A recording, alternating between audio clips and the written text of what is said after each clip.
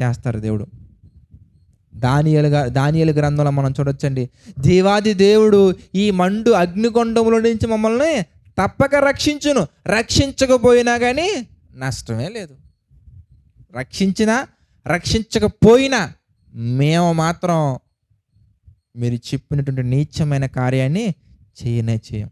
మీరు చెప్పినటువంటి ఆ పనికిమాలిన కార్యాన్ని, ఆ పాపాన్ని మేము చెయ్యం. చావైనా చచ్చిపోతాం. కానీ ఏంటండి వాళ్ళలో ఉన్నటువంటి ఆ ధైర్యం దేవుడండి. ఆ బలం దేవుడండి. దేవుడిచ్చిన బలం అండి, దేవుడిచ్చిన జ్ఞానం అండి, దేవుడిచ్చినటువంటి శక్తి అండి, దేవుడిచ్చిన ధైర్యం, దేవుడిచ్చినటువంటి తెగింపు. అది మనలో ఉండాలంటే మనం మన జీవితంలో దేవుడు చేసిన ఏ ఉపకారాన్ని మరువకూడదు, దేనిని మరువకూడదండి. ఒకవేళ మర్చిపోయామంటే ఏమండి, గుర్తుంచుకుంటే కనుక మన ప్రతి మాటలో కూడా దేవుడి పట్ల ఒక విలువ, దేవుడి పట్ల ఒక ఘనత, దేవుడు అంటే ఒక రెస్పెక్ట్, గౌరవం ప్రతి మాటలో మనకు వస్తుందండి. వన్స్ మనం కనుక అవన్నీ మర్చిపోయామంటే ఏ పాటి వారివ్వండి మనం ఇంతకీ.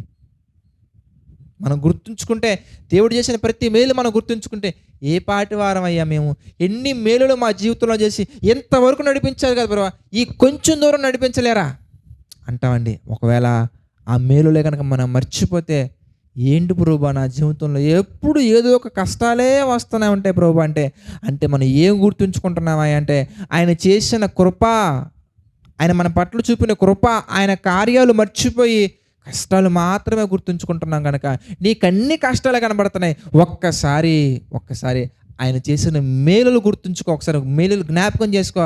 ఆ కష్టం వెనకున్న మేలు నీకు అర్థమవుతుంది. అది కష్టము కాదు, ట్రైనింగ్, శిక్షణ.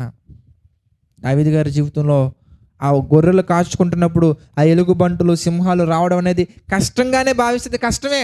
కానీ తర్వాత గొలియాతుని జయించిన తర్వాత అది కష్టమా, ట్రైనింగా అంటే అది ట్రైనింగ్. అంటే మేలులో మనం గుర్తుంచుకుంటే మనకి ఏది శిక్షనో ఏది శిక్ష మనకు అర్థమవుద్దండి. ట్రైనింగ్, ఆయన చేసిన మేలులో మనం మర్చిపోతే అన్ని శిక్షలే మనకి, అన్ని కఠినమైనవే, అన్ని కష్టమైనవే, అన్ని కష్టతరమైనవే. అందుకే మనం ఏం చేయాలి తెలుసా, ప్రతి దాంట్లో కూడా దేవుని చిత్తాన్ని మనం వెతకాలి. ప్రతి దాని పట్ల కూడా దేవునికి మనం కృతజ్ఞతాస్తుతులు చెల్లించాలి. అలా కనుక మనం చెల్లించినట్లయితే కనుక అలయక సొమ్మసిల్లక పరిగెత్తుకుంటూ వెళ్తామండి. కనుక ప్రతి ఒక్కరూ కూడా మరి మన ఆత్మీయ జీవితంలో దేవుడు తీసుకొచ్చే ప్రతి మేలును బట్టి, అది ఉద్యోగమా, వివాహమా, పిల్లల, లేదంటే అప్పులు తీరటమా, ఏదైనా కానీ ప్రతి ఆత్మ సంబంధమైనటువంటి వాటిని ముఖ్యంగా మనం ఆలోచిస్తూ, పరిశుద్ధమైన వాటి పట్ల మనసు ఉంచుకుంటూ, పైనున్న వాటిని వెతుకుచు మనం దేవుని కొరకు క్రీస్తు యొక్క ఆలోచనలు కలిగి మనం ముందుకు సాగాలని మనస్ఫూర్తిగా కోరుకుంటూ ఈ యొక్క మాటలు